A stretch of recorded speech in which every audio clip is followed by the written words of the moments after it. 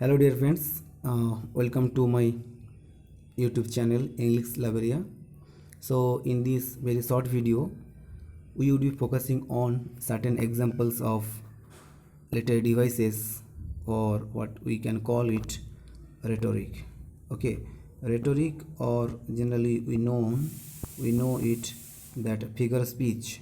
So 40 examples we have in front of us, so you will try to scan these 40 examples one by one, okay, with very brief definition of that specific example of literary device or figure speech. Now in this connection, the first one comes, that is rivers of blood float on the battlefield. Look at the first example. Rivers of blood float on the battlefield. So if you see this one, rivers of blood, so it's the statement, the overstatement is made. And if a little device that talks of an overstatement, so this is called, in exaggerating way you are stating something. So overstatement or exaggerated way the statement of something is called hyperbole. Okay, so rivers of blood float on the battlefield. It is the example of hyperbole. Hyperbole is nothing but an overstatement, okay, or exaggeration. Now second one is camel is the sheep of the desert. So here is two things you can find: camel, and the one is sheep of the desert. So these two different things, camel and sheep, are indirectly compared, okay, having the same point or having the point of similarity. So here camel and sheep, these are the two different entities, different things. So these two things are compared indirectly. So here is an implicit comparison, okay. So this implicit comparison is called metaphor. Whereas you know that explicit comparison or direct comparison with the help of like, as, so, that is called simile. And implicit comparison or indirect comparison is called metaphor. So here camel is compared to the sheep of the desert, and having the same point, same similar point. What is the similar point? That is, that carrying something. So as you know that sheep is used to carry goods or passenger, whatever, in the same way camel is also used to carry someone or something. So this is an example of metaphor. Now third one is, oh my love's like a red rose that's newly sprung in June. So this is the line from Robert Burns' poem, oh my love's like a red rose. Now in this line, the poetic persona compares his love, okay, to that of a rose. So here is direct comparison, the comparison between that love and rose. So love is compared to a rose directly by the use of the word like. So this is called simile. Yes, as I told you, if an explicit comparison or direct comparison is made between the two different things like love and rose, then having the same point of similarity. What is the point of similarity? That is freshness, sweetness, beauty. Okay, the love and the rose, they are sharing the same point of beautifulness or freshness. So this is called simile. Now fourth one is, opportunity knocks at the door but once. But means only one time. Okay, opportunity knocks at the door. So knocks, the very particular word knock, generally person is found to knock. You have your life, I have my life, so I can knock at the door. Okay, so here opportunity is supposed to be a human being. Opportunity is supposed to be a human being who has the caliber, who has the life, who has the capability to knock at the door. I mean, opportunity is personified. Okay, opportunity is attributed with human quality, so that's why it is called personification. Okay, personification means when an abstract idea is personified with living beings attributes or quality. In the same way, the fifth one, death lays his icy hand on the kings. In the same way, death is also personified. Death is also supposed to be a human being who has the hand to keep on the king's head. Okay, so this is also an example of personification. Now next one is sixth one, the murmurous haunt of flies on summer eves. Eves means evening. So the murmurous haunt. So it talks about the sound. For example, the buzzing sound of the beach, or the hissing sound of a snake, the barking sound of the dog. So such kind of sound, like here it is murmurous haunt. So if any later device that talks of the sound, then it is called onomatopoeia. Okay, for example, coins are jingling in my pocket. So the very word jingling, so jingling talks about the sound, so it is also an example of onomatopoeia. Likewise, the murmurous haunt of flies on summer evening, it is example of onomatopoeia. Now seventh one is Milton, thou shouldst be living at this hour. So this is from William Wordsworth poem to London 1802. Okay, so from this poem, this line has been taken, and the line starts like this way: Milton, there is an apostrophe.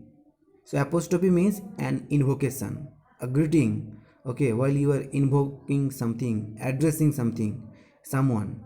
So this is called apostrophe. Okay, apostrophe means an invocation, an address, abstract address, distant address. So Milton, thou shouldst be living at this hour. So this is an example of apostrophe. After all, you can find that here is the use of apostrophe.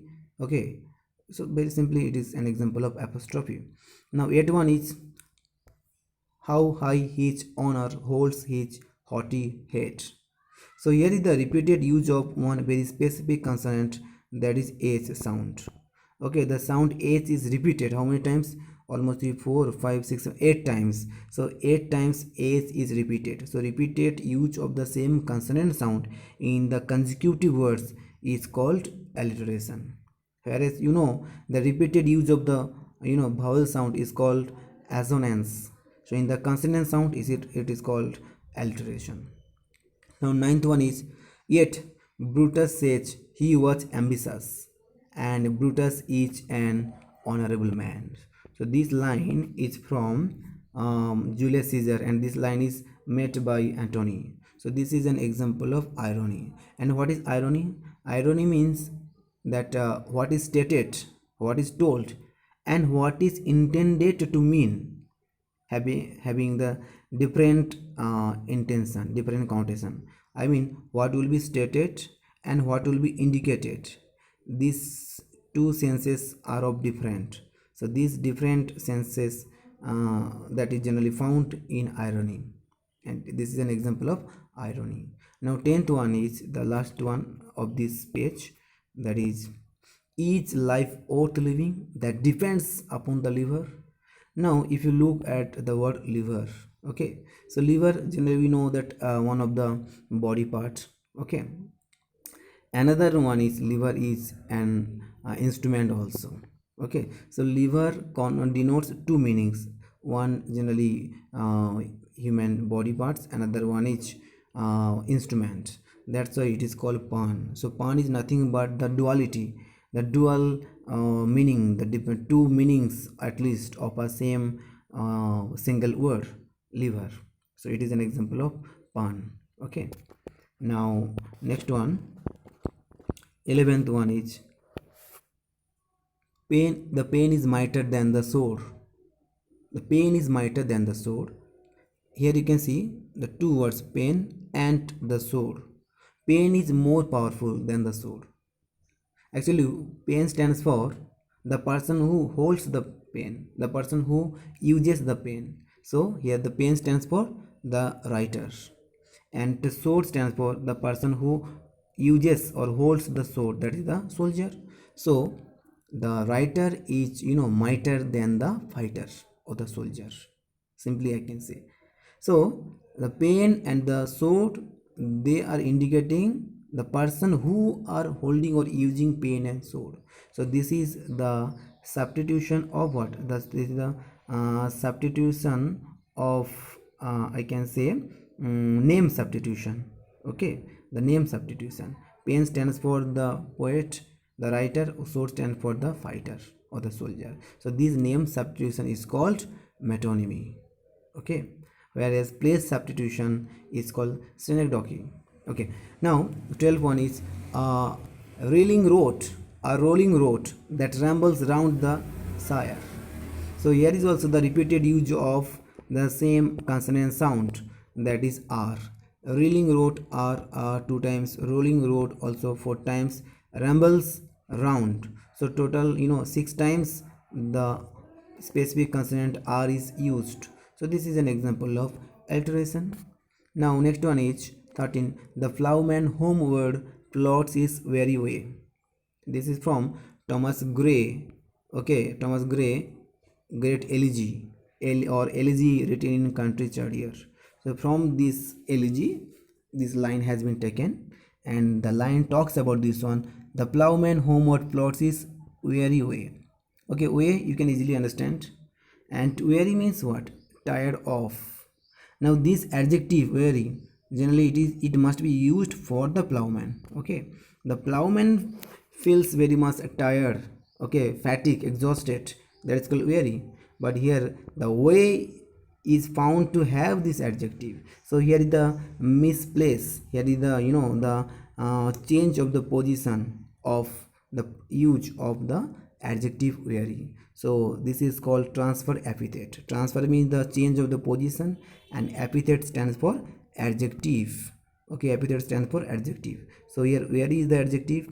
This adjective is supposed to be used for the ploughman. Okay, the ploughman is weary, the ploughman is tired, exhausted, not the way. But here it is used for the sake of poetry, for the sake of emphasis, and this is called transferred epithet. Remember this one, epithet means adjective and transferred means the position, change of the position. Okay, now next one. Yes, to err is human, to forgive divine. See this one, to err is human, one phrase, to forgive divine, another phrase. So when two phrases or two clauses are used, but they are giving different meaning, opposite meaning, that is called antithesis.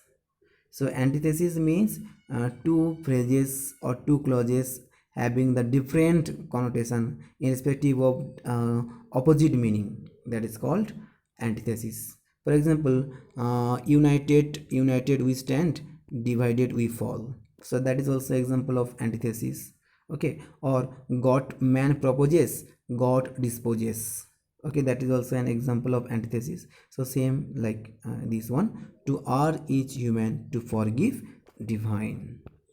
Now 15 one, he passed a sleepless night. I'm sure that you can easily tell this one. It is like your 13 one, that weary way. So here is the adjective sleepless and the noun night. But the fact is that sleepless, this adjective, it was supposed to be used for he. Okay, he was sleepless, not the night. Okay, so here is also the change of the position of the use of the epithet sleepless, sorry. So here sleepless is used for the night, so this is called transfer epithet. Now 16 one is the best brains assembled there. Best brains. Okay, generally brain stands for what? Brain stands for the head, yes or no, and head stands for the person or a man. So indirectly it means the best brain means the best people, the best men are, okay, men assembled there. So this is called what? The whole for the, sorry, the part for the whole, because brain is a part and it indicating the body.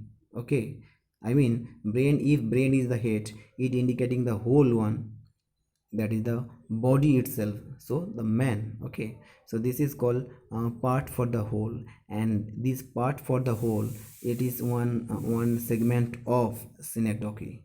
Okay, so this is an example of synecdoche. Now next one is 17. Yes, 17 17 done. 18, 17, yes, 17. I have many mouths to feed. Okay, see this one. I have many mouths to feed. So it is also just like the previous one, 16.1, that is the best brains assembled here. So in the same way, here mouths. So mouth stands for the person, the body. Yes or no? Mouth is the part, mouth is the whole, and sorry, part, yes, it indicating the whole one. That is the body, that is the man. So I have many mouths to feed. I have many people to feed. So this is an example of part for the whole or synecdoche. Now next one, man proposes, God disposes. Already I told you. So man proposes a phrase, God disposes another phrase, having the opposite meaning. So this is an example of antithesis. Okay, here is the man and God, and proposes and disposes, just opposite ones. Now 19th one, O death, where is thy sting? So, O death. So here the poet is asking death where the string, where his sting each. So one sort of invocation, one sort of address, one sort of conversation is found. So that is called apostrophe. Okay, it is called apostrophe. Now next one is, life is a tale told by an idiot, full of sound and fury. So life is a tale. Tale means story. Okay, full of tale told by an idiot, full of sound and fury. So this is from Macbeth. The great tragedy of William Shakespeare. So this line is from Macbeth, and this is an example of metaphor. Why? Because here is an implicit comparison, indirect comparison is made between life and tale. Okay, so life is a tale, story. Okay, so this implicit or indirect comparison is called metaphor. Okay, next one is thy soul was like a star and dwelt apart. Thy 1 minute, sorry. Thy soul was like a star and dwelt apart. So this is from To London, the poem To London 1802. The poem To London 1802 by William Wordsworth. Here William Wordsworth praises John Milton. Okay, so see this one. Thy soul was like a star and dwelt apart. So here is the comparison between the soul of John Milton and the star. This is the direct comparison, explicit comparison, and here is the use of like. So this is an example of simile, whereas that indirect comparison or implicit comparison is called metaphor. Now next one is, he can devour mountains of lard and drink rivers of whiskey. So mountains of lard, food, and rivers of whiskey. So this is an overstatement, just to emphasize the intensity, okay, the thirst, the hunger, how much he is hungry, how much he is thirsty. Just to show this one, overstatement is made by like this, mountains of food or rivers of whiskey. So this overstatement is called, that is hyperbole. Next one is, their honor comes a pilgrim grey. Their honor comes a pilgrim grey. So comes, okay, arrives, reaches. So this is the human attributive human talent. So here honor is personified. Honor is used with capital H. So honor is personified. Honor is supposed to be a human being who comes a pilgrim's grey. Next one is, an ambassador is a man who lies abroad for the good of his country. So here is the one word lies. Okay, if you look at this word lies, you can get that lie or lies, it has two meaning. First one lie means, okay, that is sleeps. Okay, another one is, suppose you are sleeping, this is, I can say, lies. Another one, lies means telling a lie. Okay, telling a lie, opposite of truth. So it has two meanings, that's why it is called pan. Okay, it is called pan. Now next one is, husbands had see 5 on the holy altar. So this is an example of irony. Next one is, his honor rooted in dishonor stood. So honor rooted in dishonor. So honor, dishonor. Okay. So this is an example of oxymoron. So oxymoron means two contradictory words are almost placed together. Okay, for the sake of emphasize. For example, that he is regularly irregular. Okay, or it is visible darkness. So visible darkness, regularly irregular. Okay, honor rooted in dishonor. So this is an example of oxymoron, not antithesis. Remember this one. And the next one is, scepter and crown must tumble down.